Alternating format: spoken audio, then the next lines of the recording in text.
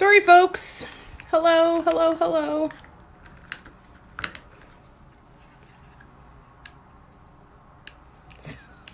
Switch does nothing. But I don't know that I care.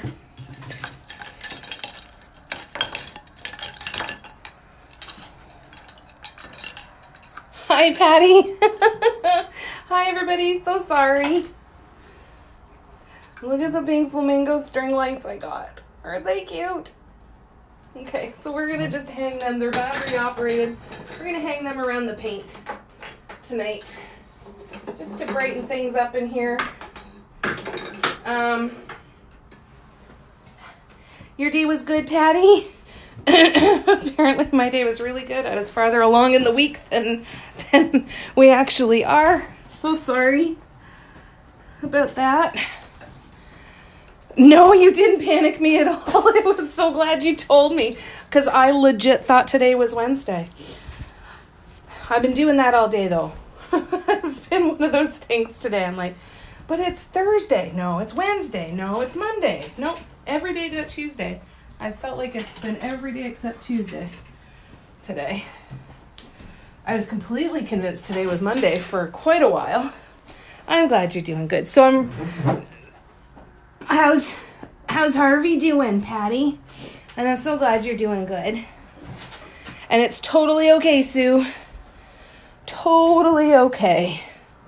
I'm really glad that you said something because, yep, had zero clue. Oh, you're most welcome. You've done a beautiful job. You can really tell that you're starting to settle into it and really get comfortable and start to enjoy it.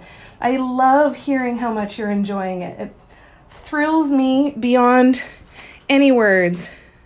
4 more sleeves. And how's your little baby doing with Harvey around?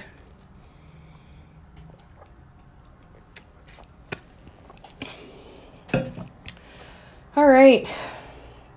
So I have some updates, I guess. Just a few. I didn't do much yesterday. But what did come of yesterday, hiding in the bathroom. Oh no. Oh, poor thing. Oh, I hope that relationship becomes less stressful once Harvey gets a little older. That's so hard. Yesterday was very much a day for me to recognize where my energy was, where I wanted it to be, and noticing the gap between the two. Hi, Cindy. Yeah, the color shift paints are amazing, eh? And what I really had to sit and ground myself in yesterday was the true reason why I got so irritated with myself. And this is like pretty deep, I think. For me anyway, it's pretty deep.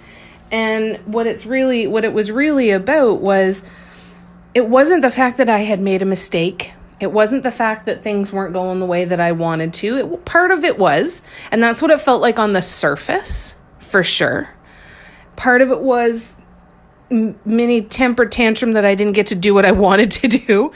But the thing driving all of that was a bunch of emotions around the fact that the thing that I screwed up, if I hadn't been in such a hurry of excitement to get everything ready, the issues could have been avoided because I knew better. And the big thing about that is that is when I would get in trouble when I was a kid. If I knew better and just didn't take the time and the care to slow down and make sure I was doing it properly, that's when I would get in trouble.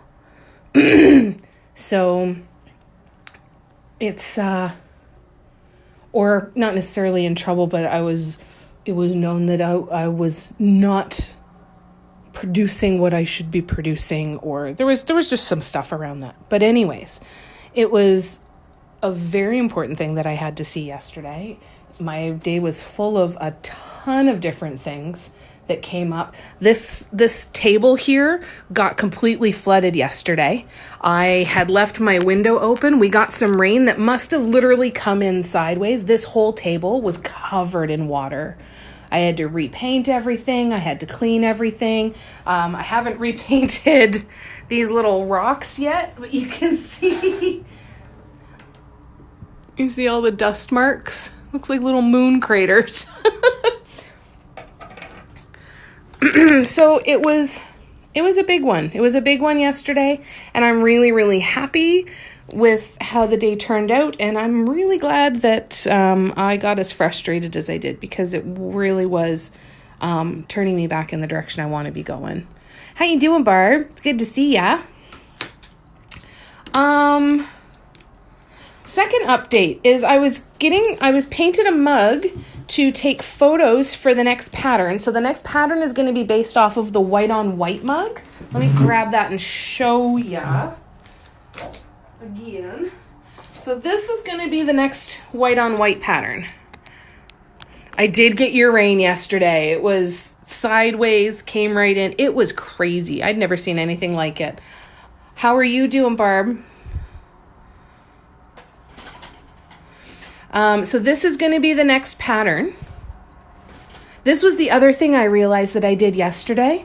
Before, when I first did these, I did a pearl white, and I did all of these in bright silver. Here's the thing though. It was exactly the same thing as the other stuff. I knew better, and I was in such a hurry to get everything going that I chose the wrong paints. And it still looks beautiful. They're absolutely gorgeous. I absolutely love them. But in my head yesterday, it was, you knew better. And the only reason that this quote-unquote careless mistake happened was because you didn't slow down and pay attention. And it's just really interesting to me how how a lot of thought patterns just become so habitual, right? That these beliefs, I believed that I was a disappointment because I didn't slow down, and I knew better, and I made mistakes that could have been avoided and that I knew how to avoid, And it's just crazy to me how those things can show themselves. It's crazy to me how almost covert it all is, right? You're okay? You're lucky? I'm so glad. I'm so glad you're good. Jeannie, I use DIY Mandala Stones tools. They're a set of different tools that all have different size ends. And I also use a set of nail dotting stylus tools that are the metal tools with the little balls on the end. The metal tools with the little balls on the end you can get from Dot Art Depot. If you want to screenshot this, you can get 10% off of any orders over $25 at Dot Art Depot. There's stencils. Lydia's written an incredible book on dot mandalas. There's molds if you want to make your own stuff. There's all kinds of great stuff on there, including dotting tools. Sending you so much love, Barb. I'm glad you did too, Vegas Sunflower. Well, and that's the thing, and I think that was the other part that bothered me, Patty, is that I feel like I've done an awful lot of work to get to the point where I actually like myself, and to see yesterday how that old thought pattern and that old belief was still so prevalent and still affected me on such an intense level. It really gave me a clear direction on, okay, there's some things I need to let go of, right? There's some new things I need to start saying to myself, because just because those old beliefs are there doesn't mean that I have to keep going forward with them, right? That's one of my favorite things that Abraham Hicks always says, is a belief is only a thought you choose to continue thinking. But in order to be able to make the choice to stop thinking it, we've got to recognize that we're thinking it in the first place, right? So yesterday was a very, very eye-opening day. It was a wonderful day for that, and I'm really grateful that it all happened. Thank you, Jeannie. So, right? They sneak up on you, and it just, it's, and if I find that, when we understand, how our thoughts and emotions and all of that play parts, crucial parts and everything, I think the other thing that's really, really easy to kind of forget is that we don't need to berate ourselves and say, well, I knew better, right? I knew better. I know better. Why am I feeling like this? I know better. Why am I thinking this? It's crazy. See, and it's so funny because I can see the difference between the white pearl and the silver in the paints. I don't think anybody else will, but I will. Anyways, this is going to be the next pattern. But I realized when I was painting white on white mugs that it was going to be really hard to see. So I wanted to paint a different color.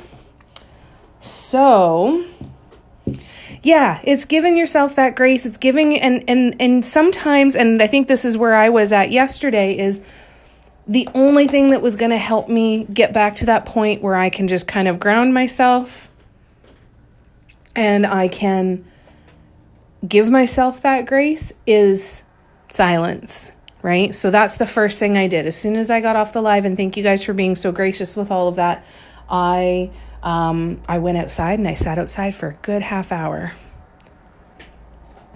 All right. Now, so the other color that I did, that's what today was for you. Sorry, that's heavy, but I hope it was good. Yeah, nature makes a big difference, right? So white on white, meet green on black. This is the Malachite Metallic, which is Craft Smart. Now, I'm going to say some things that not everybody's going to agree with. Okay, but we're going to get through this together. Now, what I love about this is I love the color, right? I think it's striking. I think it is quite literally breathtaking. What I don't like about it is it's a little tiny bit too chunky for me. I really like the chunkiness, but it looks kind of lacy almost and very delicate on this one. This one doesn't look quite as delicate to me. So this is what I am going to do for the pattern. This is using the same size tools that I did for the white on white. I am actually going through now, and I'm going to include in this pattern 2 different tool size variations. If you have super thick paint, because this paint was super thick, if you have super thick paint, you might want to drop down a size. Or you might be totally good with this. It's totally up to you, right? However, I'm going to do it over again with this size. Woo!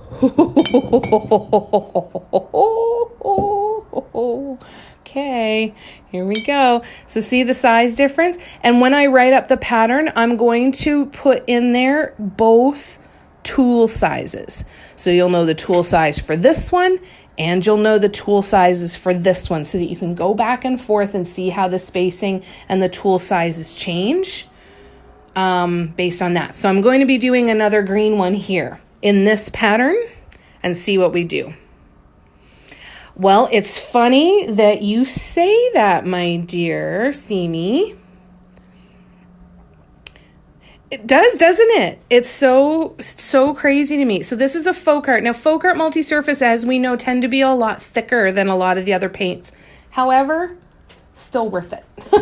There is a couple beautiful green metallic paints in the Craft Smart as well that would be definitely worth checking out. You like it, Patty? I'm so glad you like it, Sue. So that I have no idea. When I give the tool sizes, my recommendation is always to go to the manufacturer of the tools and see what size they are, what measurement they are in millimeters, and then compare that to the tools that you have there. Hi, Cindy. Thank you, AV Speaker. So I'm going to, like I said, I'm going to redo this design, but I'm going to do it on just a slightly smaller, and I'll include both of those. So yeah, I do all of my patterns with DIY mandala stones and the dotting tools. Now the dotting tools I supply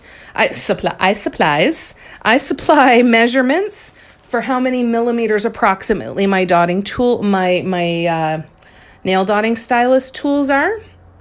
But because you can easily go online and get the measurements for the DIY mandala stone tools, that is something that I don't supply with the pattern. So I'm sorry about that. I might have to download that and try to do that. It might be. I haven't really fallen in love with dark colors on a white mug yet, but this might be the one that does it, Doris, for sure. How you doing? It's good to see ya. So that would be something good to try on the next pattern, perhaps. So we talked about other colors. So this is what I'm going to do. I made some big decisions today. And the one big decision that I made is that I really, really, really do want to let go of the idea that every single piece needs to be one of a kind. There's bonuses with that. There's a lot of great things about that. However, I don't feel that I have gotten all of the life out of this pattern that I could get. You know what I mean? Just by changing color. I literally think that I could do 10 of these green on black mugs and I'd be able to sell them. Just like I know if I created another 10 of these, I'll be able to sell them quickly. And when I'm kind of doing an assembly line process where I'm creating multiples, I think my productivity is going to go through the roof. And from a business standpoint, that's really exciting to me. Really, really exciting to me. So for the next little while on the mugs, I'm not painting any new patterns. Not doing it. Any new patterns that we do, first will be to the point of writing them up and actually getting them into a pattern. Like, for example, on one of these terracotta plates, we are going to do the Phoenix design from that incense holder that I did a while back. We're going to do that. We're going to do more color variations of the first 3 patterns that I released, right? Sorry, I'm eating chocolate and that just caught in my throat. So we're going to use unique pieces like this, like, what's my other stuff here?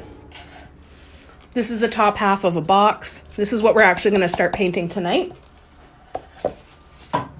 I've got this box. This is the kind of stuff that we're going to do on lives. And my question to myself is going to be, if it's not mass producing mugs, so that I can keep myself in business, it's going to be creating new patterns on some fun, unique items and working on a lot of those during our lives and working on modifications to old patterns to keep revisiting those because I'm really proud of them too, right? Thank you, MJ. Thanks, Janice. So that's kind of the plan. For the next little while, I'm not going to be creating a lot of unique designs on mugs. That doesn't mean it won't happen. It's just not going to be in my priority list for right now. Right now, I want to get this business running the way that I know it can be running. And part of that is going to be playing with different colors like this. So let's look at the other colors I'm going to use. First and foremost, we're going to use this one. It's a Martha Stewart, and it's a black gray. It's actually called gunmetal. We're going to use this on a black mug, see how that looks. Once the tests are done with the fluid medium and everything with the flash black metallic, I'll do more black on black mugs. But that is the one for now that we'll go forward with. We're going to do, so on the black mugs, I'm going to do some with this gunmetal. I'm going to do some with this beautiful color, the brown metallic.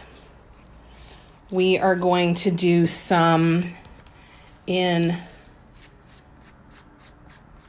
this dark blue metallic.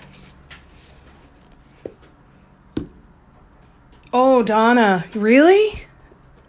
Oh, thank you for saying that. I don't feel it at all, but that's lovely I'm so glad that it comes across as that. I feel like it's taken me 3 years to get to this point, and I guess that's part of the journey, right? But I feel like I'm just starting to kind of get my feet under me and know what I want to do, you know? And then this is the other one I'm going to use. It's a little bit more red in person. It's the Antique Copper. Oh, now the dots are too big. No. Oh, no. Oh, I'm sorry, Patty. That sucks. So if the dots are too big, do you get the paint to travel? Does it come off a little bit better, though? So these are the ones I'm going to use on the dark mugs. So these are the ones that I've got in line for the dark mugs, for black mugs. Now for white mugs, I'm going to do gold and I'm going to do silver on both. I'm going to create some sets.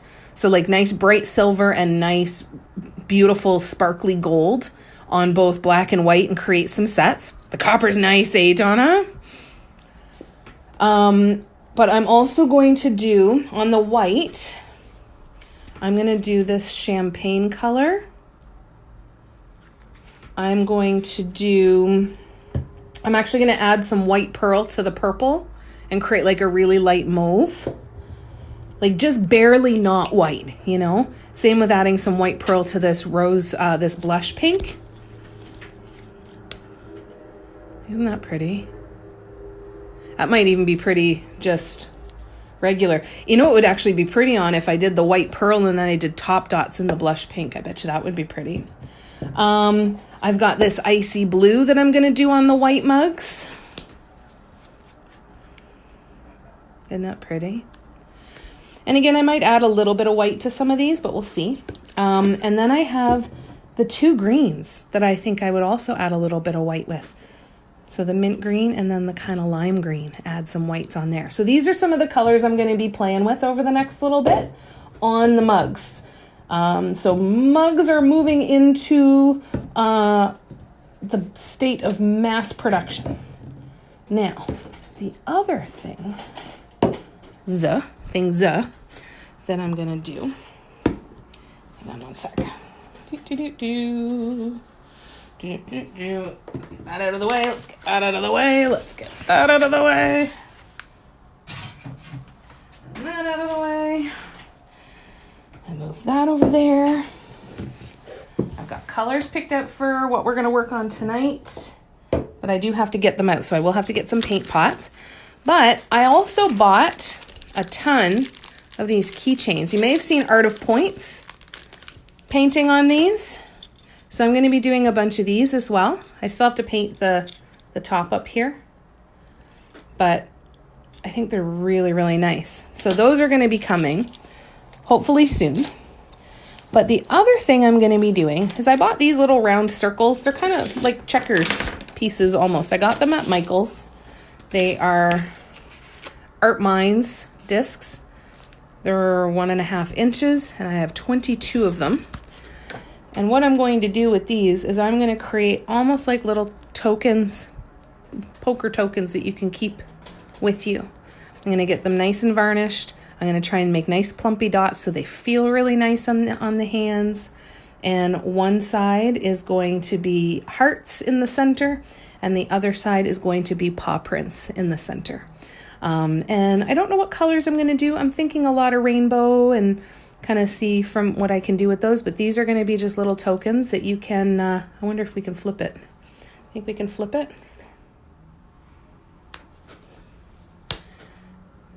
So I'm going to be working on these a little bit too. These, I think, I always loved worry stones, and I always loved just having something to carry around. Molly, a while back, made me a beautiful little disc that I carry around with me in my wallet. It's a little mandala. So I think we're going to do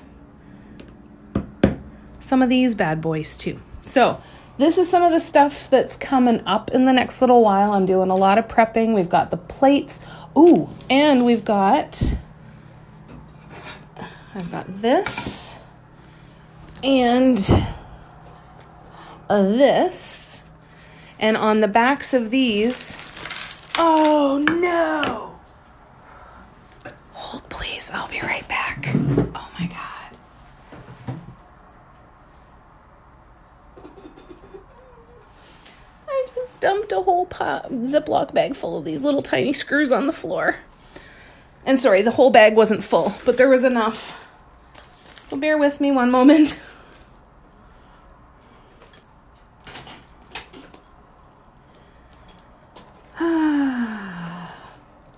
Those little screws are used to place this hook on the back of one of these and one of these hooks on the back so that they're little kind of like, I don't have any magnets, unfortunately. So this goes here and then this goes here. So we have this beautiful little thing to put up on your walls. So we're going to do those two. Between that and the boxes, I've got literally shelves and shelves and shelves full of canvases and stuff to paint on. So I'm really, really excited about this plan, you guys. I think it's going to be a lot more fun. I was really sitting and thinking about, well, then I'm not painting mugs on lives anymore. And, you know, we'll still do the occasional live with mugs, but that's kind of all we've done for a long time now. And there's so many other things that we can paint on that I feel I can be more valuable to you rather than the mug stuff. You know, there's plenty of recorded content of mine out there where you can get tons of information on the mugs. I'll keep creating content and creating playlists on Instagram and TikTok as well. But I think that our time would be very well spent talking about, you know, prepping weird stuff like boxes and how do we get stuff like this ready, and painting on these big terracotta plates. This is going to dry until the morning, and then I'm going to seal it with Mod Podge, and then this is finally going to be ready to paint. Hi, Molly. How you doing? I got them all up off the floor. A cat here stuck in the paint as it dried. I feel like there's something I need. I need the little paint pots. Where is... There we go. So let's get some paint pots because we're going to start working on... This is the lid to a box. So we're going to paint the top of this. And we're going to revisit a color combo from my large round canvas. It was my first canvas that I did. Lots and lots to do. Oh my gosh, that's so exciting. Your pictures on Facebook were beautiful. Of you and your friend, they look gorgeous. You look so happy. That's so wonderful.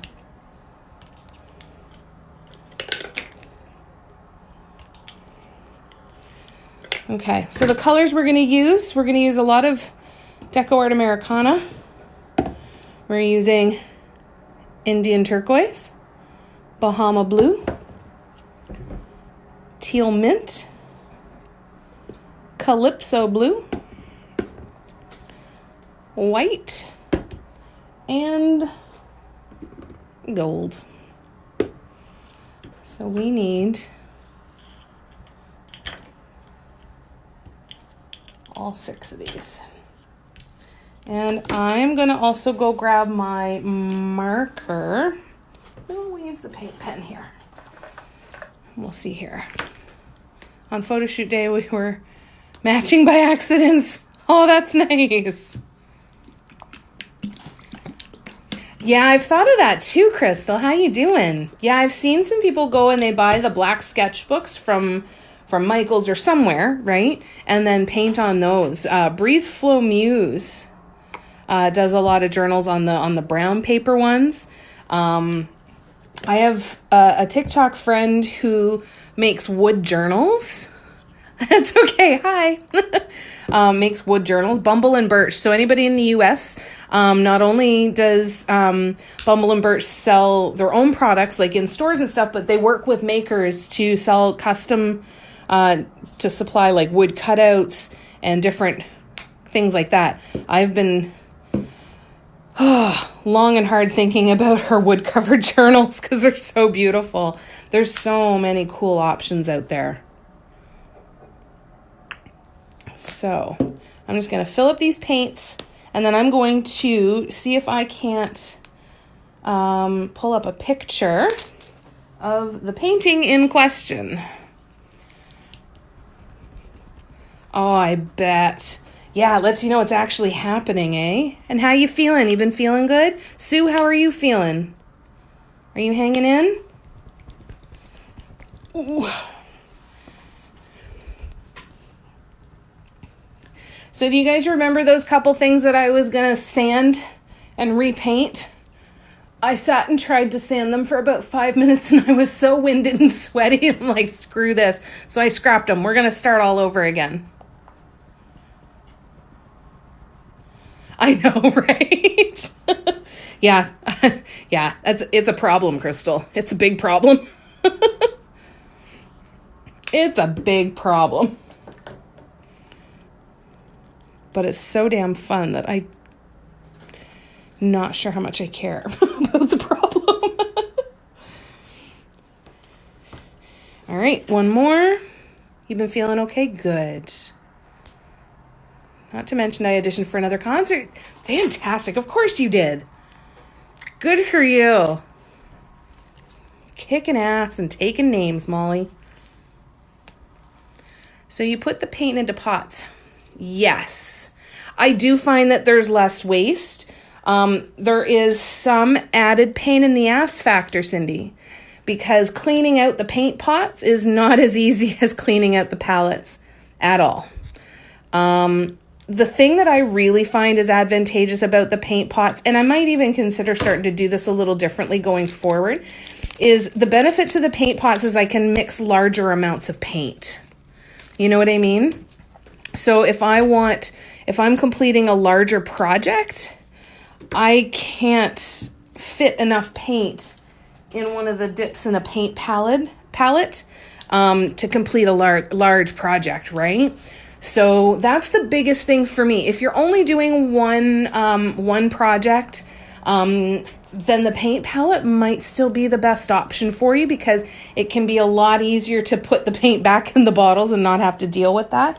It's like I'm starting to see the genius behind painting out of the lids, but the lids, you get so much gunk, it leaks out. I understand why people do it, but I don't know that I'll ever do it. I'm spitting all over my own stuff too. Yeah, I find that these help. Now going much bigger, I don't find super helpful unless I'm able to wrap it in saran wrap like this guy. Yeah, the gunky lids, right? And then the big thing with the gunky lids is it gets all of the paint gunk in your paint. So then you're pulling out boogers all the time while you're painting, right? It just drives you crazy. It's all coming back. That's amazing. And I got a call from a director. Molly, that's amazing. So happy for you. That's huge. I'm so happy for you, Molly. That's wonderful. Oh, your heart must be so happy. So if I was using the larger ones, I would always make sure, though, that I put either at least saran wrap and maybe even like a damp paper towel if the lids can handle it and still shut properly. On a palette, you can still do that too, of course, because you can put a damp paper towel over top of your palette and then wrap the palette in tinfoil, saran wrap, whatever you want to keep it from drying out. It's really the volume for me that was one of the biggest issues. Oh, that's so good, Molly. That's the whole damn point of living. Live it and enjoy it. And know that whatever comes up that seems like it's difficult is just there to help you grow even more. To teach you the lessons you need to learn so that when you get to where you want to go, you've got everything you need right in your back pocket. So there's our paint colors. So again, we're using Indian Turquoise, Teal Mint, Calypso Blue, and Bahama Blue. Now, while we're doing this, I am also going to... I'm going to drop my paints all over the place. Definitely going to do that. I'm going to write down the steps and the tool sizes that we're doing. And like I said, I need to find a picture of the original piece that I'm going to work off of. But I am going to write down as much of the pattern as I can. See what we can do. All right, gold now. So there is that. I'm gonna move you. Bring out the notebook. We are going to label this one. This one is the OG.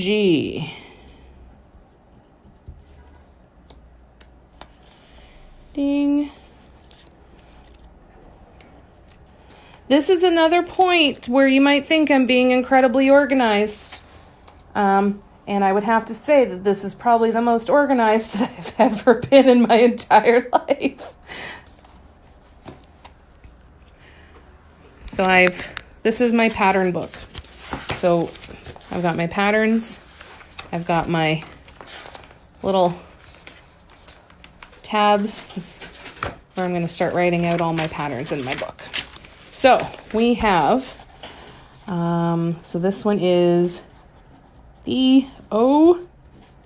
We'll come up with a new name for it some other time. But we're going to go row, number, tool, color, and then notes.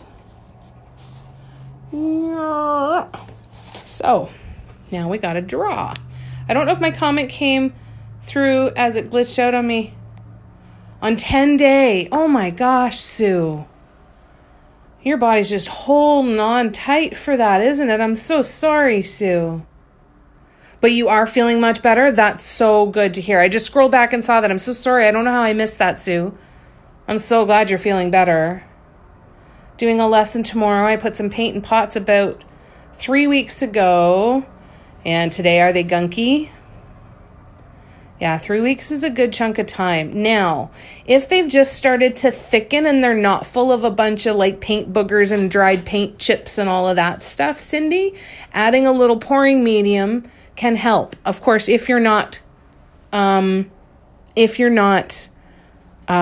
on mugs or something, right? But pouring medium, if you're not painting on mugs, that might be a helpful, a little bit of a savior for you. All right, so we've got pattern there. We're going to do this. And I need a ruler, don't I? Yep, sure do. All right, I need a ruler. I'll be right back.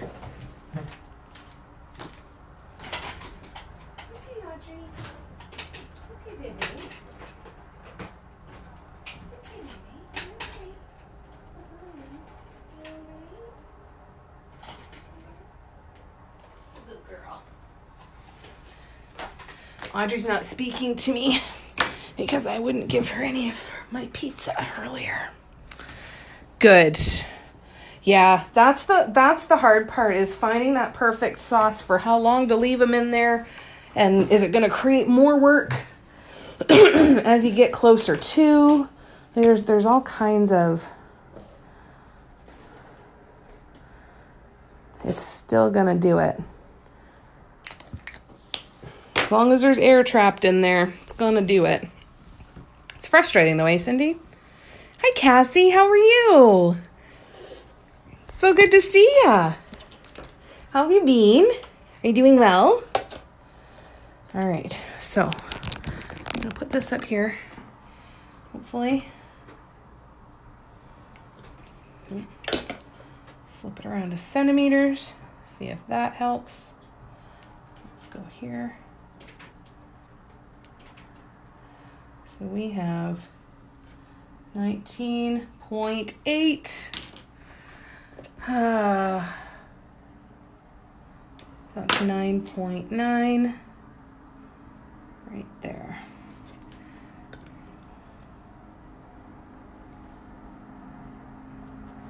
$9.9.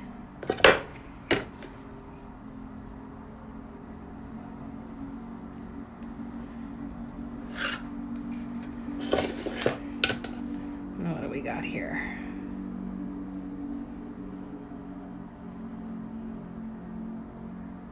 $15.3. 15.4.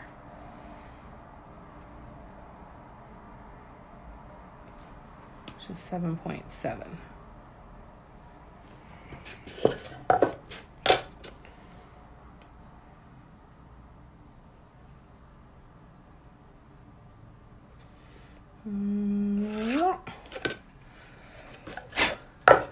So, because we got out the stencil yesterday, we're going to do this and we're going to see if this helps at all. And actually, I'm going to grab another one too. Hold on a sec.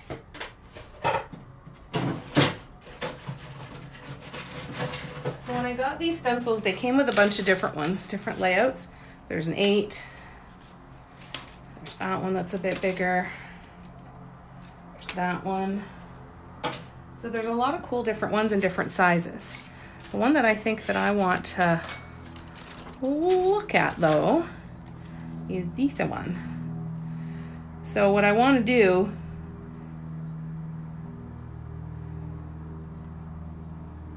is you can use a stencil to draw this in, see if it's sitting where you want it to as far as the spacing and everything is concerned, or you can always grab your compass.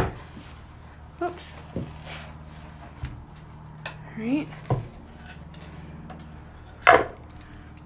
Oh, sorry, I can't see the screen right now. Let me see. You have exciting news.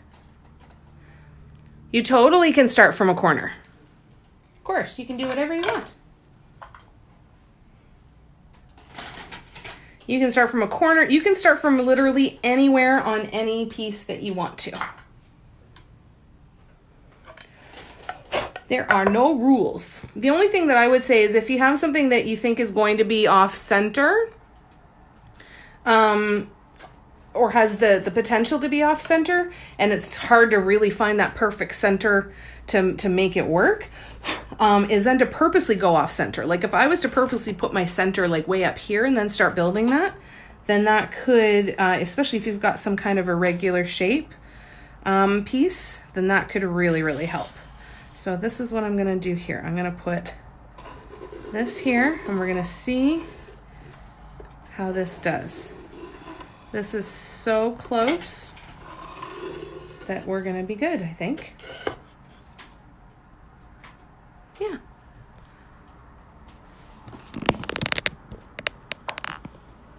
You got a new dog. You were asking me to? I'm not on this piece. I'm sorry. Maybe on another piece, but not on this one. I've already got a pretty particular idea of what I want to do on this one. I'm so sorry. I will at some point though, for sure. That's so exciting, Cassie. That's so amazing. Yay, puppies.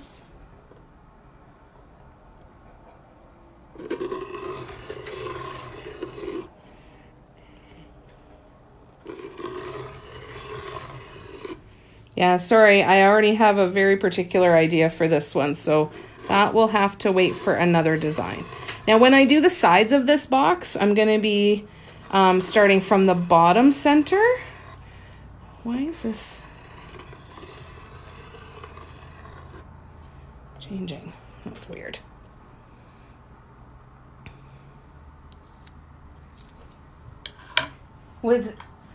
How old? What's the name?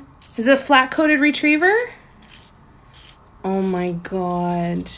Oh, yay for an adopted puppy. That's so nice. How old? 3 to 4 years old. That's amazing. Oh my God. What a lucky puppy to have you. The best thing to know about Cassie is that her dogs, let me tell ya, they are the royalty. And they get so much love. His name is Greg. Oh my God, a dog named Greg. That's amazing. I know. Yay for a rescue, right? Isn't that awesome?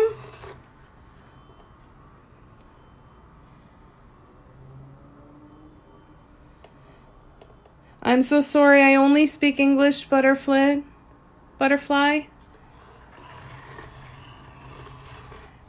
I don't know how to translate while I'm on here. Your dog is a shepherd mix? So smart and so loving. Greg, that's amazing. That's a great name. I love animals with human names.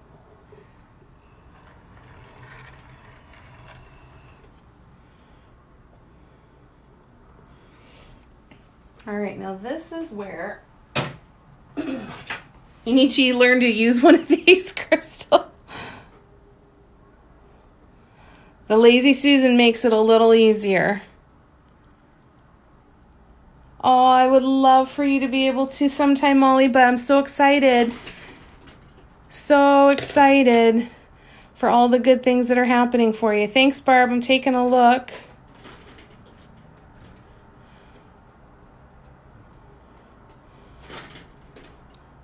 No, I don't get the translate option, unfortunately. When I click on the comment, it only gives me an option to reply.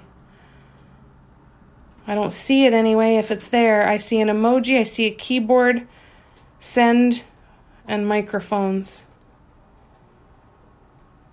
I'm so excited for you, Molly. We'll see you later. We'll see you soon. So I'm going to go in here with this stencil and just see if I can't create a circle. Just for the smaller circles, I like to do this instead of screwing around with the compass. It's a little easier. Actually, I'm going to make it a little bit bigger.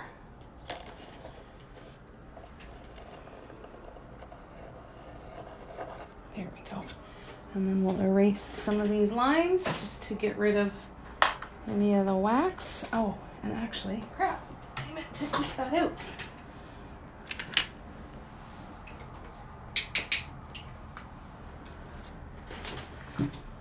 Yeah, I think I'd need to do a little more planning for an out-of-the-corner design.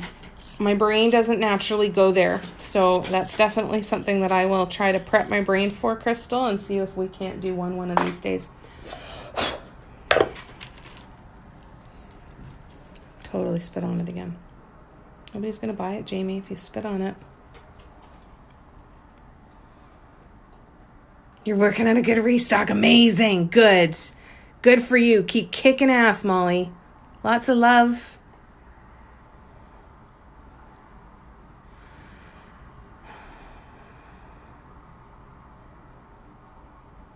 If I tap and... Oh, there we go. It takes a long time for it to come up.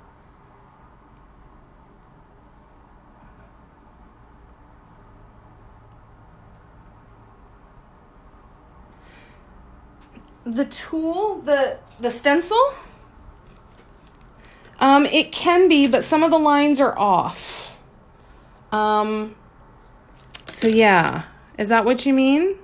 Is it the tools that the stencil you're talking about, Crystal? Sorry. Right? That is. It's so nice to learn something new. Oh, Crystal, that's so sweet. This is an Artist Loft stencil I got at Michael's. I think it was $12 Canadian. Worth every single penny. I lost it for a while. I cried when I realized it was gone, when I couldn't find it. I tore my whole studio apart. Couldn't find it.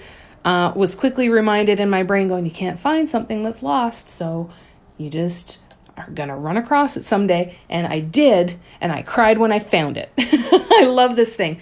This is the tool that allowed me to do the paw stones all the time, because it gave me, I could do my center ring and then I could dot around it and leave it blank to be able to do the paw print in the middle. So doing hearts in the middle, if you wanted to add in a zodiac sign in the middle, a tool like this can really, really help.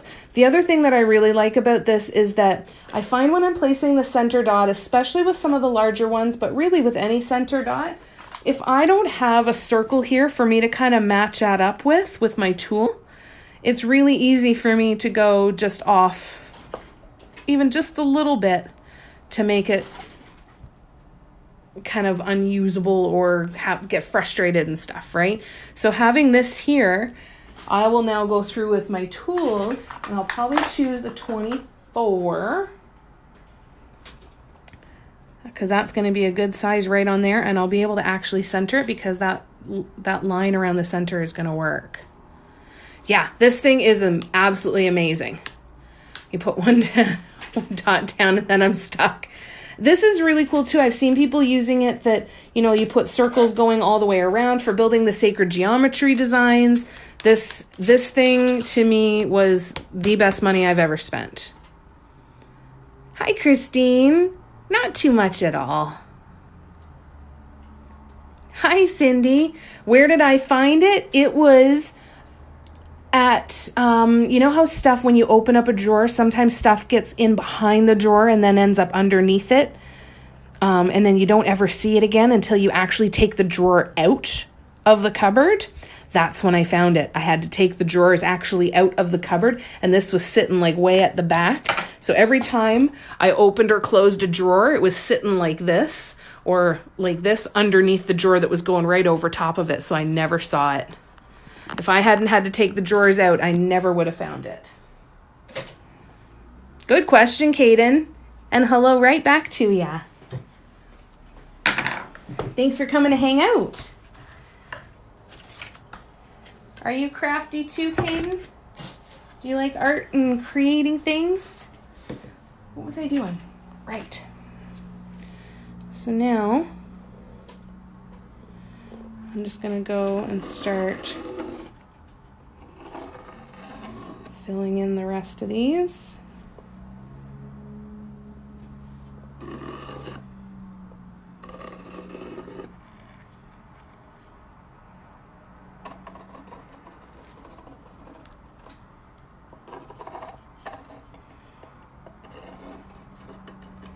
So I want to go out to the very edge.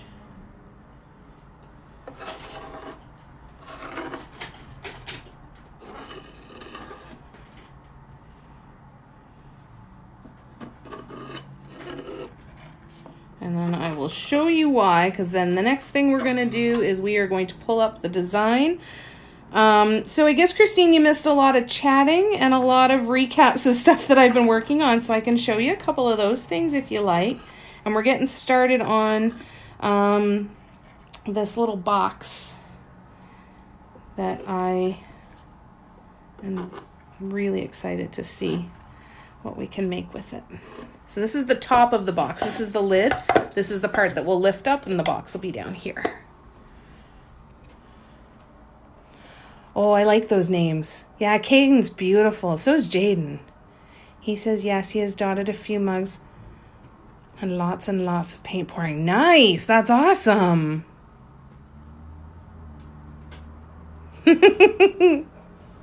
All right, I will show you, Christine. So, first things first, I'm going to be making a bunch of these little tokens. They're going to be double-sided. They're going to have a heart on one side and a paw print on the other. And of course, that'll just be the center of the dot mandala. Both sides will have dot mandalas. They'll be finished, and they're just going to be little tokens that you can kind of carry around with yourself. You know, kind of like a worry thing, but just something to have with you to know that it's there. Do you do some paint pouring, Patty? That's cool. I also have some keychains that I'm going to be painting. I'll do them two-sided as well. May have seen Art of Points painting on ones like this. So I saw them and I had to give them a try. So I'm going to be trying to be very, very cognizant and aware of not painting similar designs and not copying her, and making sure that these look very, very different, because I don't want to infringe on her stuff as well. I probably won't resin them simply because I have not yet picked a UV resin, and that's what I would want to use on these. I don't want to use the art resin. I don't have a spot to set it up and to let it sit untouched and protected from dust and hair for 24 hours. So otherwise I would, and I am going to work on getting a space like that set up for myself, but that's a ways away yet, unfortunately. But I do want to try UV resin. So that is something that I want to do soon. And if I can do that, then these and necklace pendants, there'll be so many super cool candidates to do some UV resin with too. CC DIY, and comes with their lamp. Thanks, Dee. I'm going to screenshot, and let's hope that I don't do screenshot, and let's hope that I don't.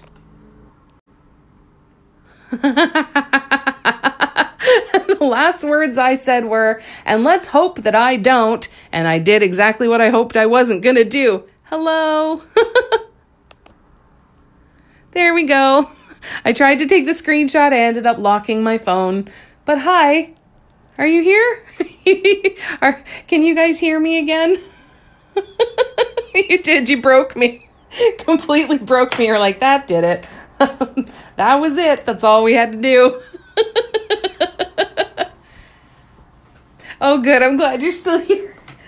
As soon as I said that, I'm like, and let's hope that I don't. And then as soon as it went black, if you could have still heard me, you would have heard, well, I'm not going to say it because Caden's listening. So I'm not going to say what I actually said.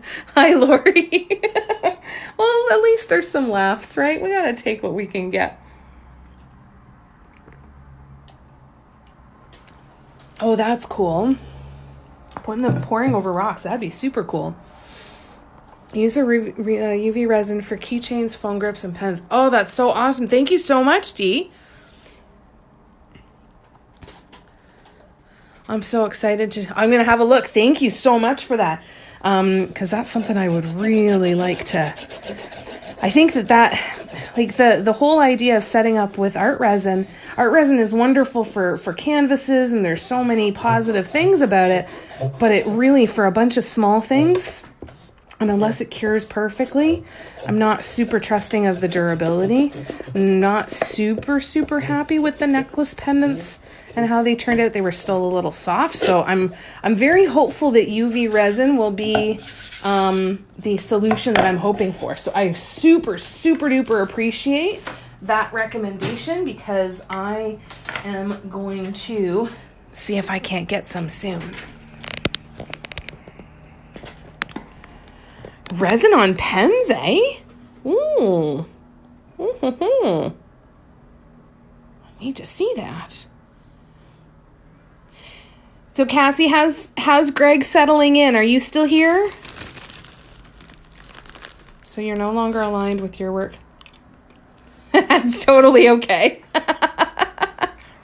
Do tumblers with their artist epoxy, but love the UV for small products. Yes, the small stuff, right? Hi, Lucy in Australia. How are you? Hi, Marianne. All right, so now I've got to find the picture of the design that we are going to use.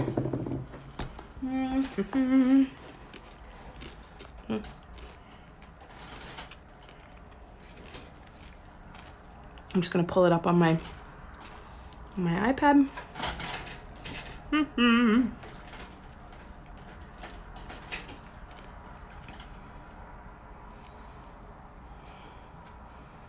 Sorry, I just have to find where I stored it. Bear with me 1 minute.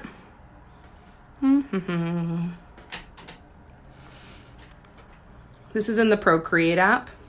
This is the app that I used to gather all of the photos that I needed for my Dot Mandala Inspiration card deck, which is available on my website, by the way. That's not saved in there. Crap. Okay, so maybe it's in photos. I have managed to power through an absolute shit ton of Cougar Town. Oh, I'm sorry. I'm sorry, Cindy. Okay, this is the one that we're going to do. I didn't mean to swear there, Cindy. I'm so sorry. So this is one we're going to start with. This is the great big round one that I did a long time ago. So we're going to see what kind of variation we can do on this. He has poured on canvases and vinyl records. That's so cool. Seriously, eh? You're still here. He's been good, your shadow. Oh, that's so wonderful, Cassie. I'm so happy for you. I'm happy for you. I'm happy for him. That's so wonderful. You're collecting tools to start dotting. Fantastic. So anything round and flat from your house. I started with crochet hooks. I went to Walmart and I bought a whole bunch of the gray plastic crochet hooks in a bunch of different sizes. The only thing that I would definitely recommend that you invest in if you haven't already is these nail dotting stylus tools with the metal balls on the end. DotArtDepot.com. I'll show this again. They have the double-ended tools. And then they also have this other set, like these ones that I have, that actually have silicone brushes on the other end. These are fantastic. Tools, stencils, all kinds of stuff, and very inexpensive tools on DotArtDepot.com. And if you spend $25 or more and use this code, you get 10% off. So screenshot that if you have... if you want to check that out, just in case they have some stuff that could be helpful for you. But the nail dotting stylus tools are fantastic. These dotting tools are great, but they aren't necessary. Okay, you can get the same from the acrylic rods. They're just not double-sided, double-ended. Crochet hooks, drill bits,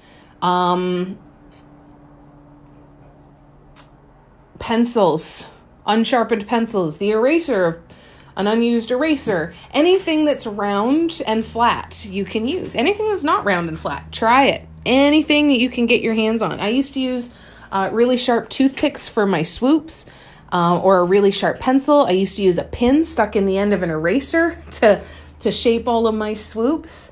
Ends of paint brushes. Really experiment with everything you can get your hands on. On the bent ones, let me come back to that in a second. Hi, Marianne. I'm in love with those colors. He will never replace Ozzy, but plenty of room in my heart. That's right. We don't have to, it doesn't have to replicate it, right? It's completely new love. It'll never be the same. It's the same with Audrey. For a long time, I couldn't get another animal after Ranger passed. And I got to the point where I'm like, I need a creature. I'm not ready. I wasn't ready for a dog, but I needed a creature, and I knew it needed to be so completely different that I didn't feel like I was replacing him. And it's so good because your heart has so much love to give, and your heart's going to be so happy to have a place for that to go. Okay, sounds good, Cindy. Thank you. Thanks, Dad. So the bent ones, they can be really helpful if you prefer to hold your tools like a pencil, right? And hold them more at an angle like this. So they can be helpful for if you're reaching over here and creating dots.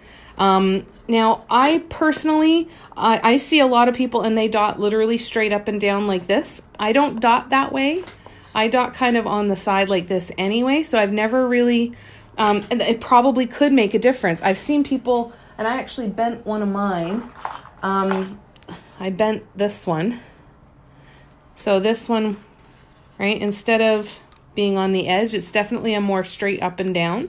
And that might have some impact on the proper tool sizes. I'm sure with these ones, it makes a difference because with these, I have to think about, going straight up and down.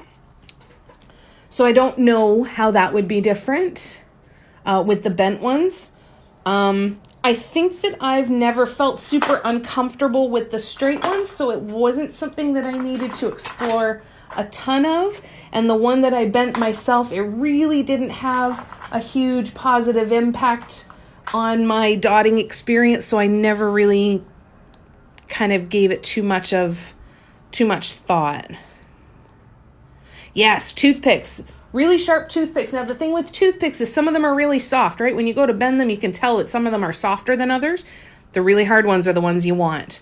Yes, dowel rods. And Barb, one of our friends here, one of the moderators that you will get to know the more you come and hang out here, she actually, you can use just a metal pencil sharpener and sharpen the wooden dowels to all different sizes. Right? Like you could measure the end of the wooden dowel to say 1.5 millimeters. Now you might want to put some varnish on it and let it seal, because otherwise paint is going to constantly be getting soaked up by the wood, right? Because wood is porous and very thirsty. So once you've got it down there, then definitely I would say probably put some varnish on or paint the end, something to seal it off so that it's not just constantly sucking in paint. Paper clips, hair grips, yes. Hello in London, how you doing? Have I ever hated the placement of your very first dot on a project? More often than I've loved it. It is incredibly common to have to do the center dot. What do you think we get up to with a count, you guys? 1 million, 1.5 million? Sometimes it feels like that way. It definitely feels that way. Donna, I wish I could tell you it felt different, but it feels like that so often. The center dot is one of the most stressful parts of the whole process. You did fantastic, Immortelle Designs. How are you doing? That's awesome. Did you enjoy yourself? Okay, sounds good, Cindy. Thank you. I will wait for Caden's incoming message. And I'm going to grab my tool and we are going to get started on, I'm going to have a look at my colors here. So how many different colors do I have? 1, 2, 3, 4. Yep, I guess so. All right, so we're going to start with a U. No, it's definitely not just you, Donna. Do not be hard on yourself for that. That is a promise. Shaking the whole time. And it's simple, but I loved it. Good. The joy is the important part. Follow the joy, follow the experimentation, have fun with it as much as you can. And your body will relax into it. That's one thing that we never really talk about, right? Is that if our bodies aren't used to being still, trying to get started on this kind of an art form can be a little bit of a shock to the system, right?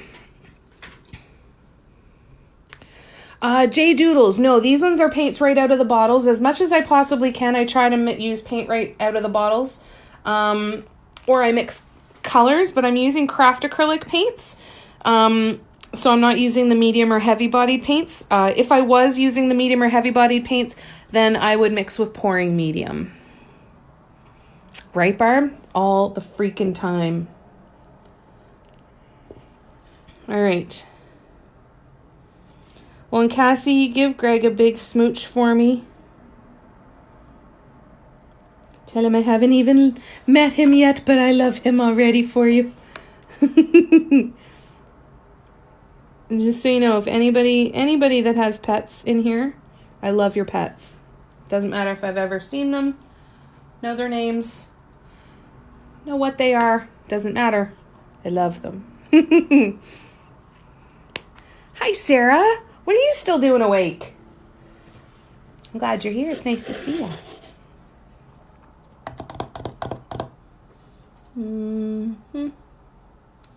What color are we going to do? I feel like I need one more color. I feel like the white is not... Hang on. I'm going to go get the actual painting. I don't think white is what I need, though. I think I need another different color here. Do I only have 4 colors in that? Okay, I'm gonna go get the actual painting. I'll be right back. You haven't bent one in your life, I'm 6. It's, it is hard. How you doing, Caden? My body can be still, but my stinking hands don't, and that's hard. That's frustrating.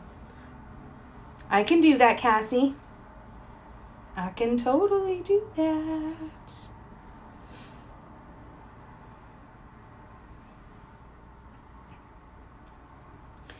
Yeah, I think it's going to be a light blue. I've got to find another one that matches, because for some reason I feel like I had 5 blues in the original. So let me go check.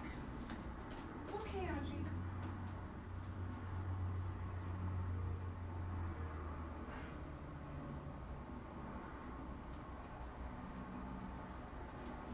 All right.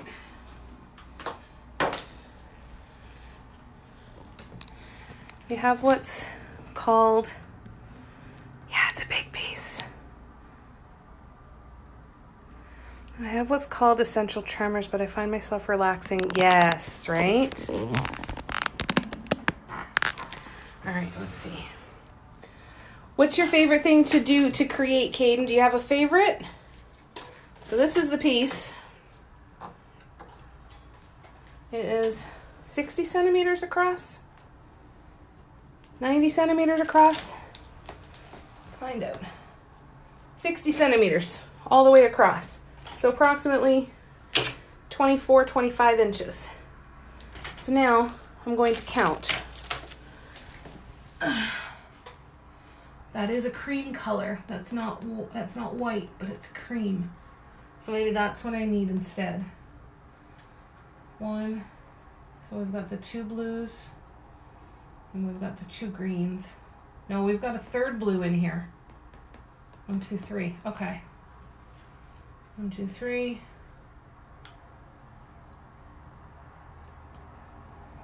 One. Cream, teal, blue, teal. That's the same as that one.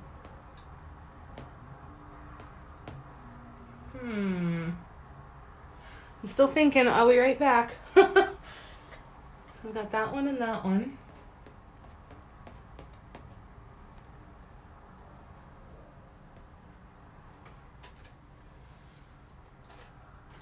So I've got those 2. I'll get the cream. I've got that one. It's that one in the middle.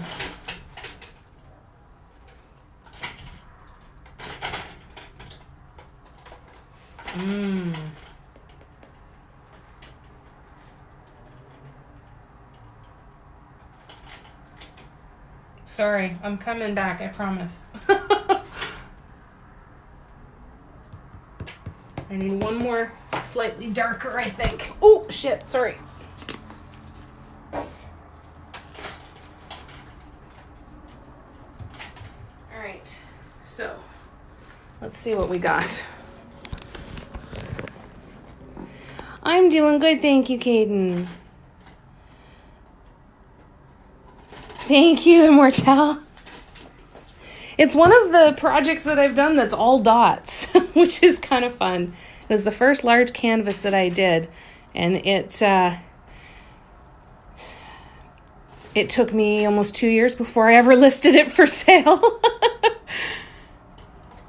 It took me around 30 hours, I think. Took me a long time, about 25 to 30 hours. And I'm good, Caden. Thank you so much. How are you? Thank you, Jules. Thank you, Rep2110. Yeah, dotting. Dotting's fun, eh? All right, so I've got the bright teal and I've got the lighter teal. We're going to change out white and we're going to go with like a parchment kind of color. But we need to do that. And the paints that are in the drawer. Hi, Axel. How you doing? Good to see ya. What's new and exciting? Sorry. Just had to move the table for a second. The C's are to remind me that this is craft acrylic paints and not multi-surface. That is my cheat code.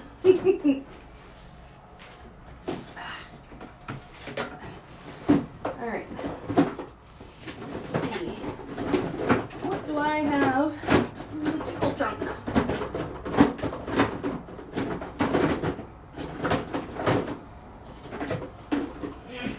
Oh, nothing there. Nothing there. Nothing there. That's multi-surface. That does me no good. And what are you down here? You are satin, which does me no good. All right. What do you want to bet that I threw out all of my off-whites because I never used them? What do you want to bet? That sounds like something I would do.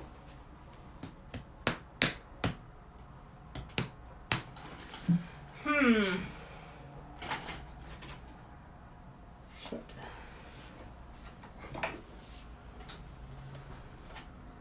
I don't know what to do. The reason I don't want to use multi-surface is it's a satin finish as opposed to every other color on here that's a matte finish. And I really, really, really, really, really don't want that. So, what am I going to do instead?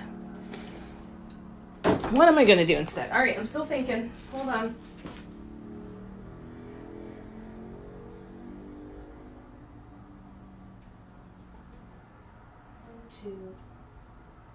One, two.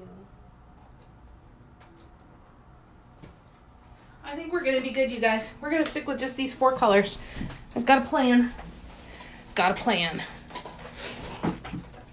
No, I'm already using gold, and I don't like silver and gold together. It's weird, I know. Long and very busy day.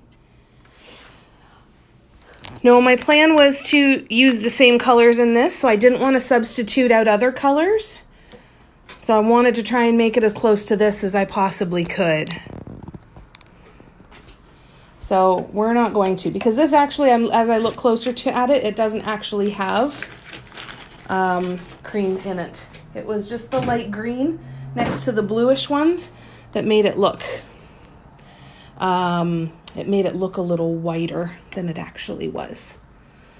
So let's try here. And I'm doing good, Axel. Thank you so much. All right.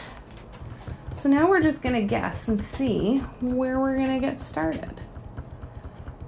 1, 2, 3, 4, 5, 6, 7, 8. Okay, so we're going to start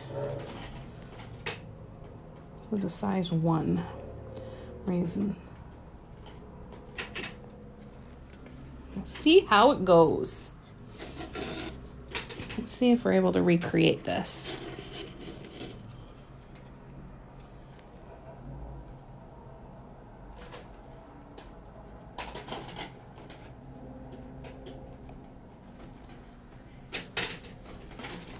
Move that out of the way so I don't send them flying.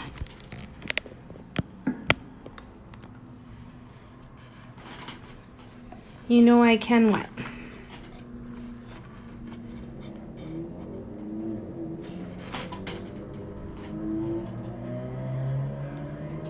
Recreate it? Thank you for that confidence in me. I appreciate that very much.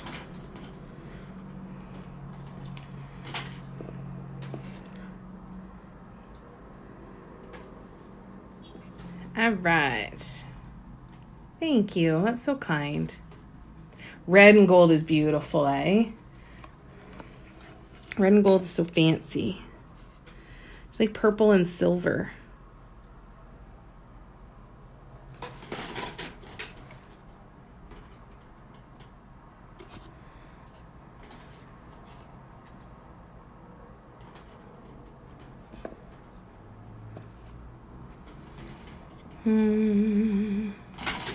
They are tiny. That's the hard part, because if I created this in the same size as the one in the picture, then I wouldn't get to any of the detail on this top because it's so much smaller. So this is my best shot at being able to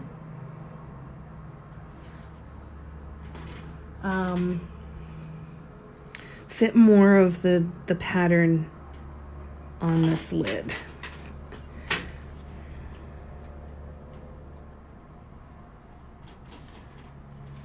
This is not going well.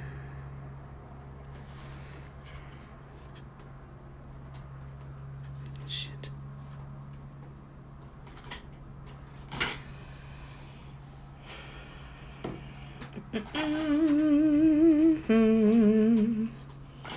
All right. And I'm going to start these ones over. So bear with me a minute. I'll start a couple of them over anyway. Those ones are fine. No, they're not. That one's crud. Those ones are squishy. All right. So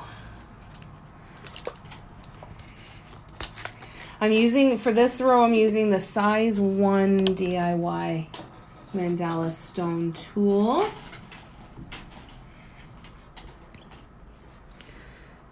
So you could also use your straight dotting tool or a micro dotter, whatever works.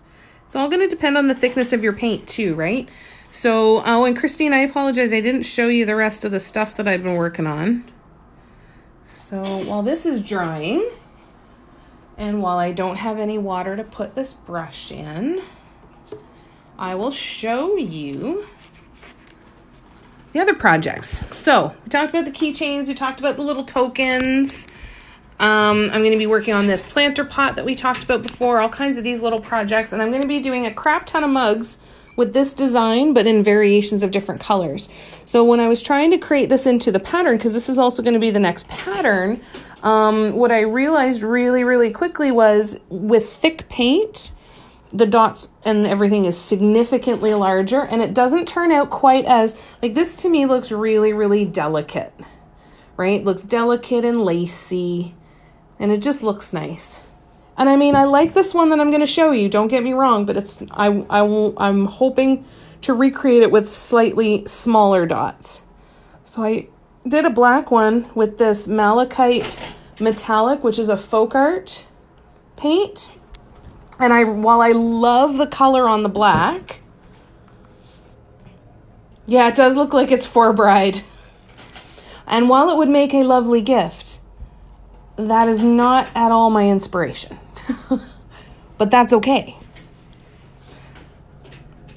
So this one, I have had a lot of comments saying that people would like to get a white mug with the white on white and then a black mug with the black on black. So I'm in the process of testing a black metallic paint. I'm going to test the black flash metallics with the Liquitex glass medium to see how that works. And then I'm also going to use a Martha Stewart metallic that I have here, and it's called Gunmetal. And it's a really dark charcoal gray. So while I like this one, this is Malachite Metallic. It's a folk art multi-surface paint. This, I love it. I love the colors with it, but it is not quite as delicate as I want it to be. So what I realized is that this whole thing needed to be a bit smaller. So when I write up the pattern, you're going to get the pattern. Included in the pattern is going to be the sizes that I used on this one, but then also the sizes I use on this one. You can see how it's significantly smaller. And then to just kind of give two different tool size options, because what I found out was the paint with this green paint was significantly thicker than what I was used to with this one. right? So this one's significantly thicker. So of course everything is going to be a lot larger because the paint is just bigger. So when I write up the pattern, I'm going to write it up using 2 different size options, depending on you can use and choose from depending on the thickness of the paints. And I've picked about 10 different colors that I'm going to start to do these mugs in. So don't be surprised when you see that particular pattern for quite some time, just in different colors, because that's where we're going to be spending a lot of time.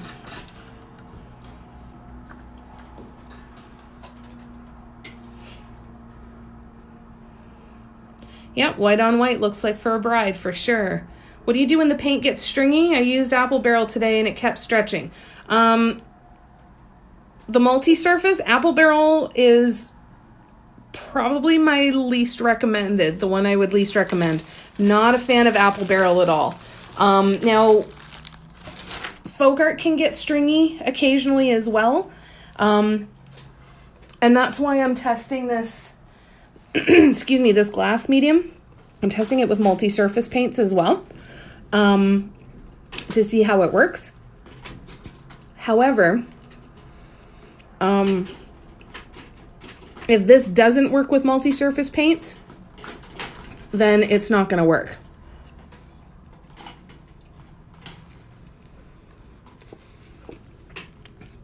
When it's multi-surface paints and they're super, super thick and stringy, if you're trying to paint on glass, adding a thinning medium isn't going to really help you. If you're painting on something other than glass, then you could add some pouring medium, and that should help with the stringiness. And the pouring medium might even help a little bit, just with the paint itself, because it's a little bit strange. I find that Apple Barrel, it behaves a little strangely. I find that no matter how much I mix it, every single time I dot my tool in the paint, I find that I get a completely different amount of paint on the tool. Yeah, the slowing down is really the only thing that you really can do if you can't add a medium, right? Yeah, it does. You have to yell at it. You're like, stop! And you want to keep going, and then you get this long, like a bunch of dots joined by a nice line down the middle, right? So because you were using wood, I would say add a drop or 2 of pouring medium and stir the ever-loving crap out of it to see if you can really mix it in there really well. You might want to let it sit for a little bit to let some of the bubbles rise out after mixing fairly vigorously. But that would be my next suggestion anyways. My first mug given, which was all metallic, is looking sad now, was it? Aw.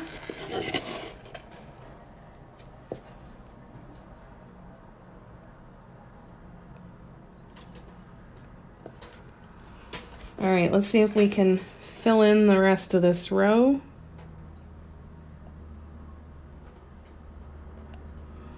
This one is just gonna have to be a tight fit, I guess.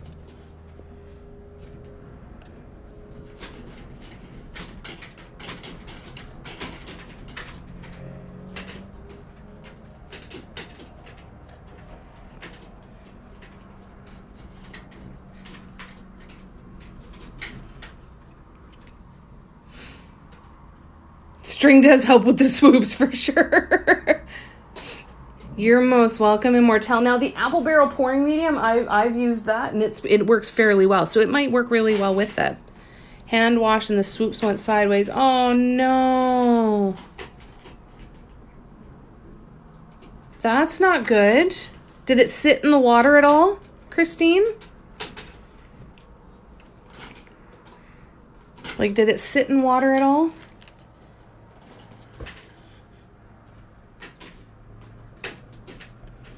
Because even if somebody, is it a mug that you washed or was it the mug that you gave to someone else?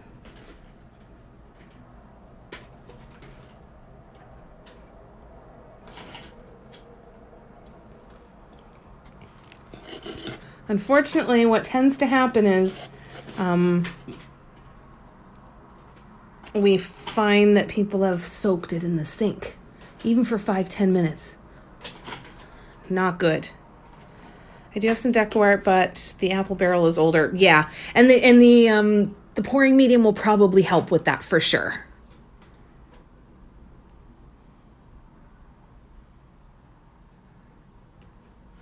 Maybe, yeah, that's weird. Yep, they're super tiny in this first row. That's not good, Christine. I don't know why. That shouldn't have happened.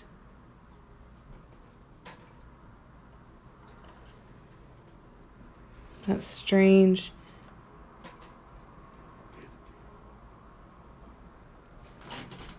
What paints were they?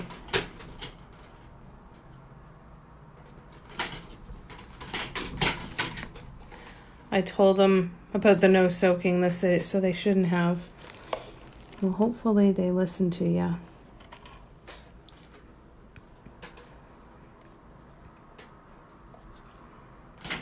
I find that some people assume that no soaking means don't throw it in the water and walk away, but they think, oh, 5 minutes isn't soaking it. But I don't want to accuse them of that at all. That's not what I mean, but it's, yeah, just to check. It's happened to me twice. There you go. To remove the oil. Yeah. Yeah.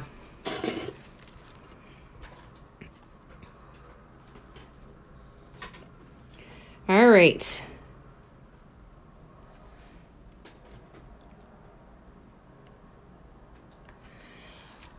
Row number 1 is done. So now we'll go up to row number 2. I'm going to go up in size just to a size 2. And I'm going to go with my lightest blue. And let's see what we can do. Was it Craft Smart? Yeah. I was really I'm nervous about the air curing with the Craft Smart now, because it doesn't show an air curing option in here. Now, I have done air curing and done wash tests and they've been fine. However, the thing that I think is going to be one of the most beneficial things that I'm going to do, and that what everybody could do, is temperature test your oven. I think that the bubbling that I've gotten recently has been because my oven has been running very hot. Like 25 to 30 degrees too hot. So I'm kind of going back to the basics to say, the first thing I'm going to do, the very first thing I'm going to do, is I'm going to check the temperature of my oven and do adjust accordingly, and just do a test and say, if my temperature is at the right temperature and I'm following the instructions to the letter, what happens with the baking, right? Yeah.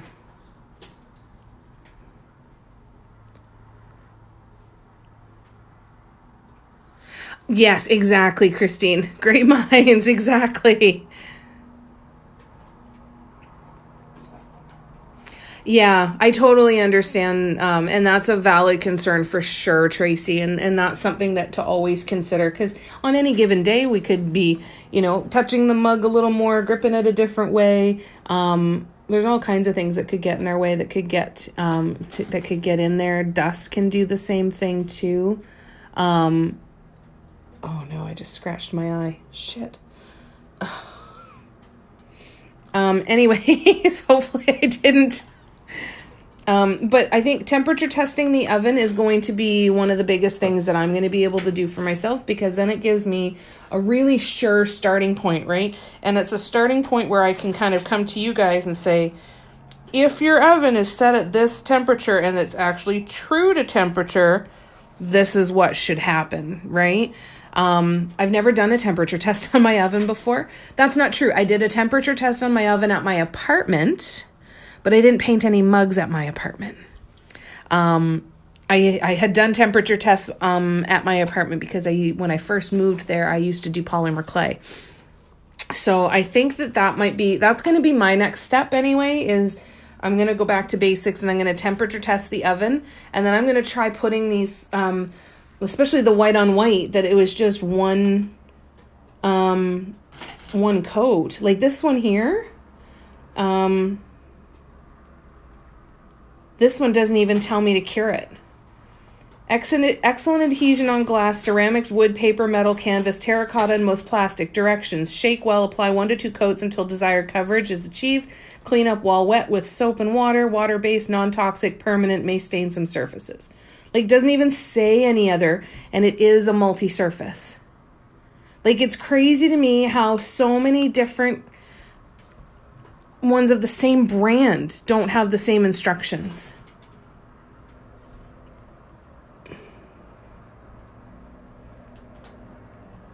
Yeah, I don't quite know what to do about some of that stuff. I'm going to try and reach out to Michaels too, and I'm going to try and kind of figure it out. But the thing is that these companies, they change their formulations all the time, right? So you can't assume that every single time you go and buy the same paint that the instructions are going to be the same, because they're always constantly trying to improve their formulas and all of that, right? So just don't assume that everything is created equal. Follow the paint, the instructions on your paint bottle as close to the letter as you can, and start with a test of following it exactly to the letter. If you, like on that bright silver paint that I just showed that doesn't have any curing instructions, that's when reaching out to the manufacturer is ideal. Now, whether I don't expect to ever hear from Michaels Canada telling me this or Craftsmart Paints telling me this, but I'm going to reach out and try and say, now, why do I have all these different bottles of paint that all have different instructions? And what is the air curing option that I can do? Just to kind of figure that out. It's possible that when the water was too hot, maybe, yeah. Yeah, it's one of the brands that I tested with the glass medium. And it adhered after the first test. It did have a little bit of bubbling, which is also why I want to do the heat test, right? Because I don't want to keep putting mugs, testing and putting mugs in the oven, only to find out that I'm scorching them, right? Without even knowing it. Because I think when I set my oven to 300, it's going up to at least 325, if not hotter. So I'm really nervous that I'm going to scorch the paint and that's what's causing all of the bubbling, right? Because it's just too hot and it's almost boiling. So yeah, it is one of the tests, the Craftsmart multi-surface. Now,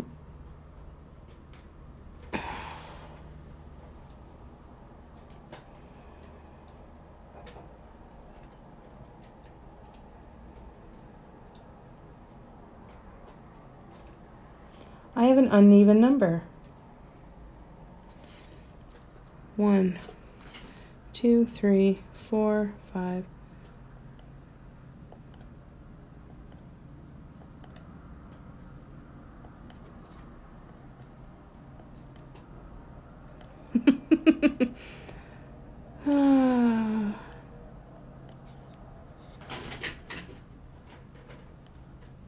Yep, I have an uneven number. All right.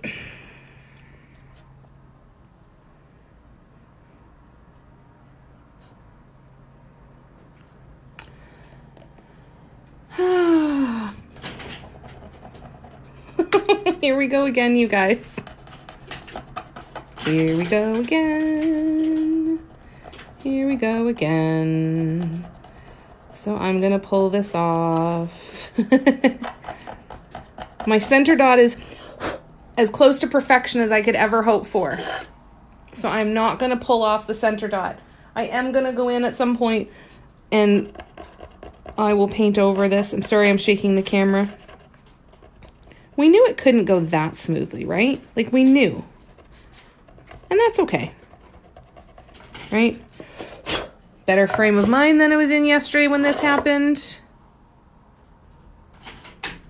It is, totally. It's super good for anybody to see, and you're 100% right, Immortal. It's so if you get to that point, so let's talk about that for a second, because that would be that could be a something helpful. When I'm doing my second row, you guys might notice that I do every other space, right? First, right? Did every other space, and then I go back in and fill in those spaces. I did that with the row as well. So the reason I do that is if there is spacing issues in the row before, by putting in these every other dots, it gives me the freedom to not have to be held hostage to lining up to the 2 dots in the previous row, but instead I can look at what's the equal distance between these 2 dots that I just placed that are one apart from each other, right? So normally when I place, let's turn it this way, I can visualize it a little better. Normally when, hang on. One sec.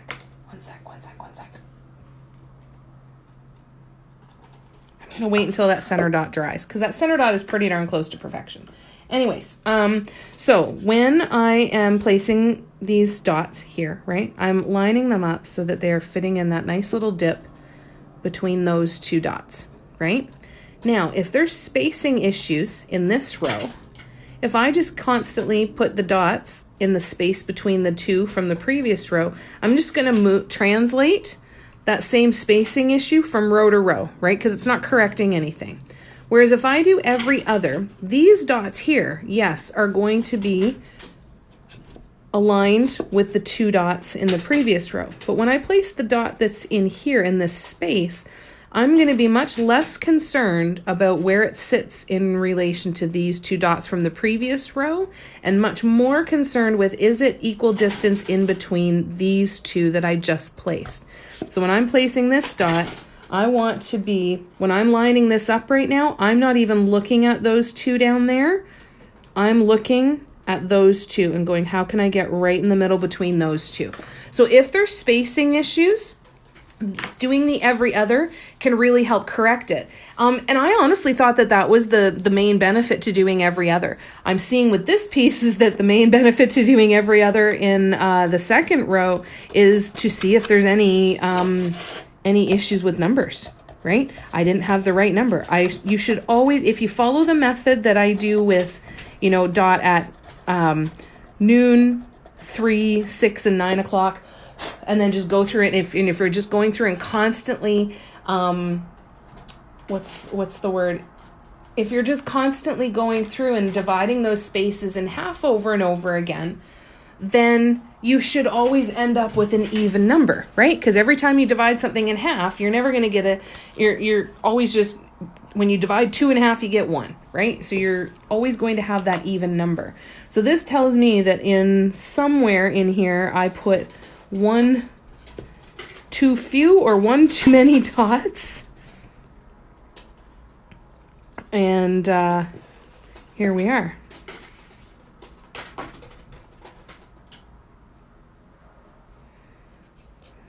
So it can give you a really clear picture if you ended up doing that like I did. Right?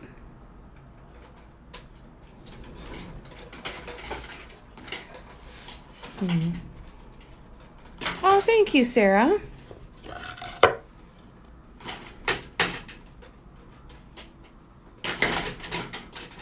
Ooh, it's getting windy out. Those vertical blinds, those wonderful plastic blinds are just playing us a symphony here.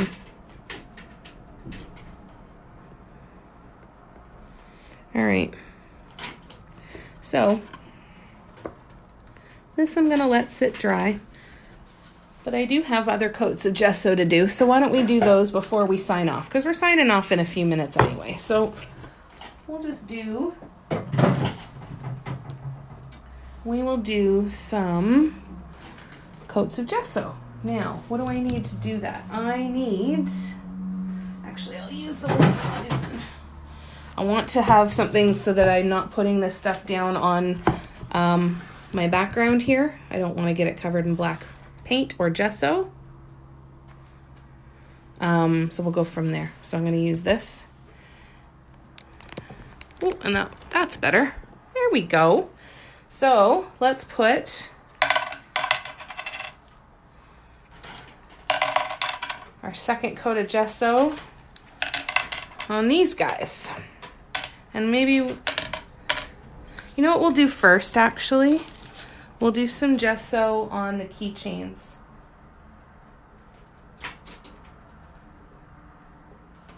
Come on, there you go. All right, let's see what I have for brushes. Do I have the ones that I want? Oh, yes, I do. That one's a good one. And this one's a better one. All right, so this is what we're gonna do. When I paint these, when I cover them, I get my hands covered in paint, right?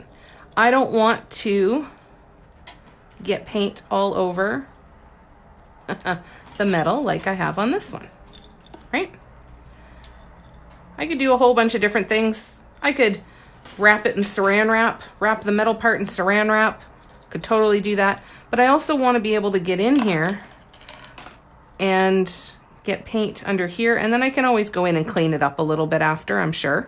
But I want to do that as best as I can so I'm not making a huge mess. So what I'm going to do before I paint these and get where I have no choice but to get a ton of paint on my hands, I'm going to do a few of these keychains, and we're just going to do the part up around the top to see how we do. And actually, I might have better brushes up here.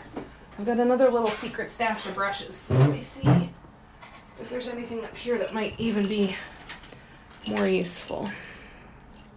Oh, all kinds of little tiny brushes that I've forgotten about. No, I think that one, the one that we have, is going to be the best one. Maybe that one. That one might be a good one too. We might need that one. And you know what? We might need this one. So let's bring that one in here too. All right.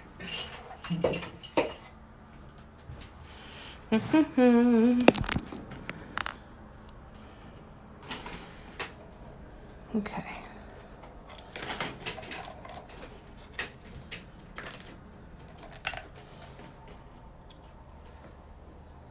So I'm going to try and get right in here. These are keychains that I got off of Amazon. You may have seen Art of Points painting on them as well. When I saw them painting on the keychains, I'm like, I've got to find something like that here in Canada. I need to paint on something like that. They're amazing. Because most of the wood small discs that were keychain size that I have found were really thin and flimsy MDF, and they would warp, right, when you get any paint on them. So I really wanted to find something that was just a little more secure, a little more stable, and that seems to really do it. I haven't used gesso from Pebeo. Is it nice? I've only ever used the Liquitex stuff.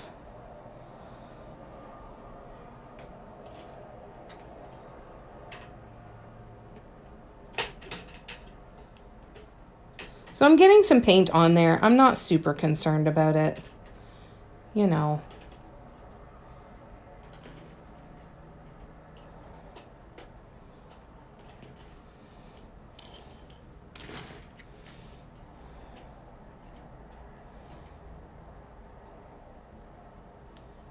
We're doing all right.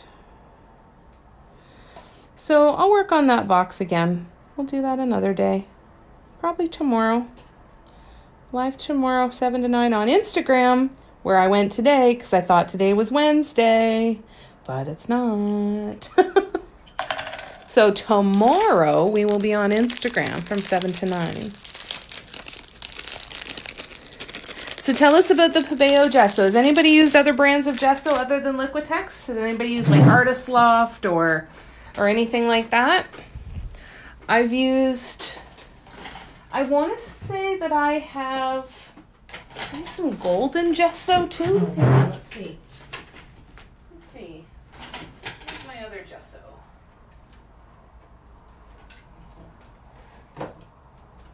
Nope. Nope, my other one's Liquitex as well. I've got clear gesso as well.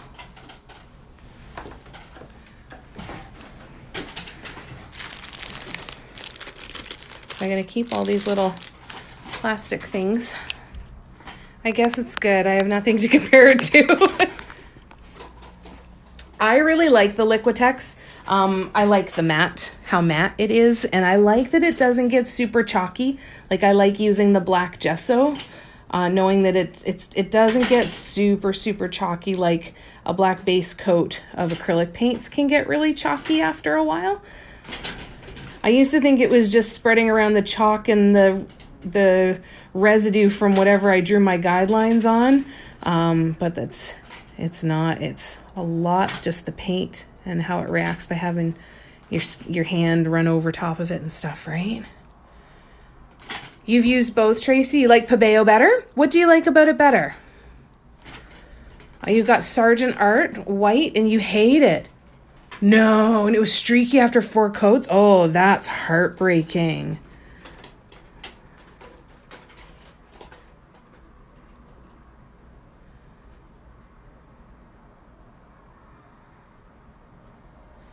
Oh, I'm so sorry to hear about that. That's awful. Covers with less paint. Ah, all right. That's nice. It's almost nice when it's a little bit thinner too, because I find that it doesn't dry out quite as quick either, so you don't get as much of the gunk in there sometimes.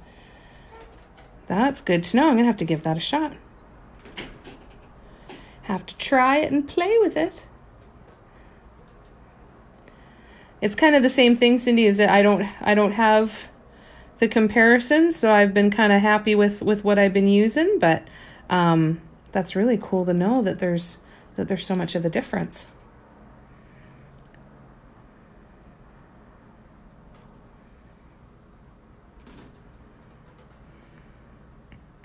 So I'm just going to do some more prep stuff tonight, get a few more things ready.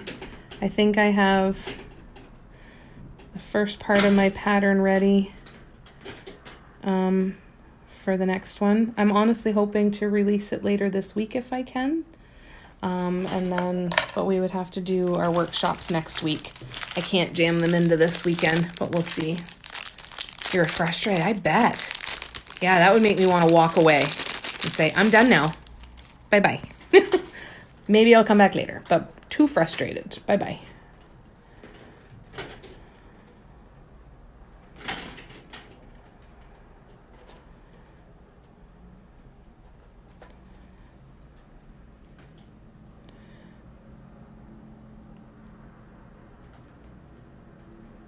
Now, when I painted the boxes, I still used gesso, but I didn't use it for all of the coats of the base. I used cheap dollar store acrylic black paint first, and then I did my couple coats of gesso. I wanted the wood to not be quite as thirsty, so that maybe my gesso would go a little bit further. I don't know if that's impacting adhering of anything. I don't know, but it seemed to work. Liquitex acrylics, not very much at all. I do have a couple of bottles of the Liquitex Basics, but I have only just used them for the first time during the test for the mugs. Your dog is yelling at me for dinner. Oh, poor dude. I hope he feels better. Enjoy. That's okay. We're going to be signing off here in just a couple of minutes. I kind of do a test feel. Like on these plates, I didn't do a sanding coat, but on that one, I didn't either. That one didn't need it, but I think I did a really good sanding job on it before I even put the base coat on, and it seemed to be okay. On canvas and on wood panels, like on those, I will definitely. On these, I'm not going to sand these in between. I think it depends on what it is that I'm working on. Yeah. I hope that helps.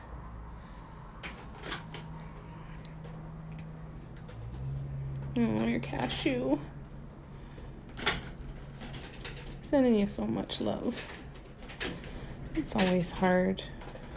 That's why I want to start getting back into the paw print stuff. You know, that was so healing for me it's the whole reason I got into dot mandalas, or the path that led me there was after losing my dog.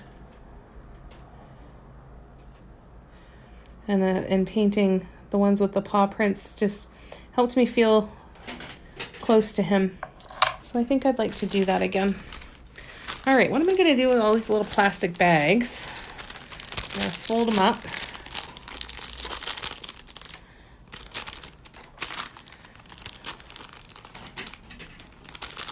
Make sure I keep them. All right. So these plastic bags I will put in the Ziploc with all of the stuff from the boxes. Makes a great wood conditioner. Oh, good to know. Thanks, Yo Mamo. I know who you are, but I can't piece that together right now, but thank you.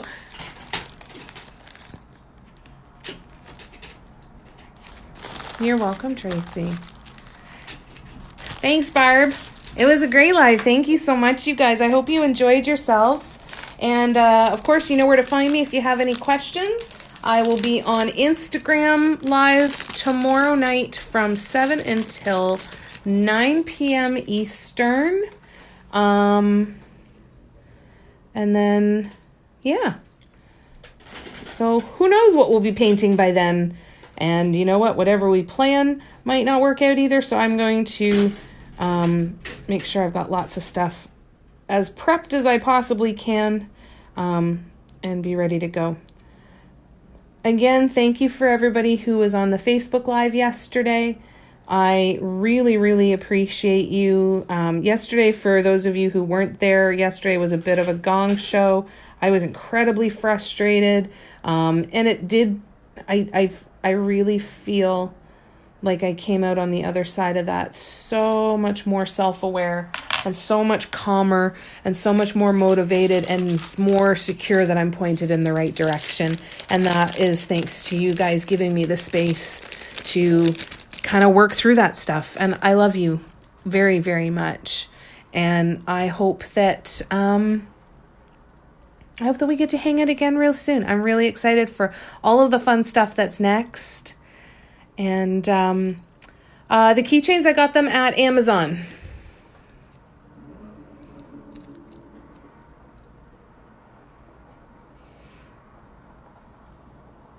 Good night, Cindy.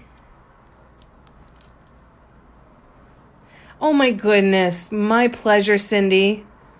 My pleasure, Cindy. It was wonderful to talk to you, Caden. If you can still hear me, and if you can't, then just let him know that I think it was wonderful to chat with him. And I was happy to do it. Lots of love, Sue. Please take care of yourself and feel better. I'm glad you're on the mend, but please continue to take care of yourselves. Lori, love you, darling. Good to see you guys. Love you, Patty. Love you, Barb. Love all of you guys. You know that. And I will look forward to hanging out with you guys again very, very soon. We'll see you tomorrow. Good night. Bye.